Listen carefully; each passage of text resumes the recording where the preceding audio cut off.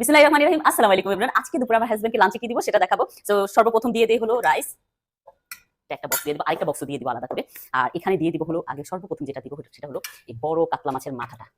আমি ওকে কালকে বলতেছিলাম যে তোমার অফিসে আমি খাবার পাঠাবো, কাতলা মাছের মাথাটা তুমি বাসায় এসে খেতে পারো না, হয় কি মানে এত বড় মাথা খাওয়া যায় না রাতের বেলায়। তো সেই জন্য আমি বলতেছিলাম যে তুমি এই জানাইও কিন্তু আমাকে। তারপর বললো যে তুমি তাহলে 4-5 জনের খাবার একসাথে খাও। দিয়ে দিচ্ছি এখানে ঝোলটা। ইয়াস। তারপর হলো দিয়ে দিব যেটা, সেটা হলো পুঁই শাকের এই যে ফুলটা, পুঁই শাকের ফুলটা দিয়ে দিব। এটা আমার খুবই ফেভারিট, খুবই ফেভারিট। আমার হাজবেন্ডেরও খুবই পছন্দের। দিয়ে দিলাম পুঁই শাকের ফুলটা। তারপরে হলো দিয়ে দিব আমাদের চাঁদপুরের, আচ্ছা তারপর শাক দিই না, শাকটা বেটার হবে। শাকটা মাছের মাথা দিয়ে না শাক আমার সবসময় ভালো লাগে। এটা আমার আম্মা শিখিয়েছিল আমাকে ছোটবেলা থেকে। আমরা যেহেতু গ্রামে বড় হয়েছি, গ্রামে দেখা যায় শাক অনেক বেশি খাওয়া হয়। তো সেই জন্য আমার আম্মা যেভাবে আমাকে শিখিয়েছে ওইভাবে আমি শাকটা রান্না করি।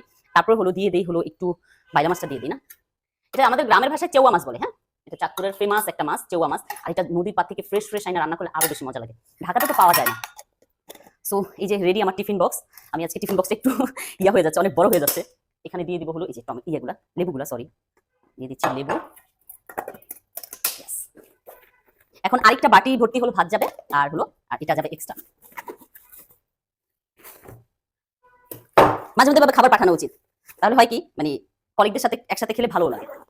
সো এই যে ready lunch box. Thank you so much for watching my video. Bye by.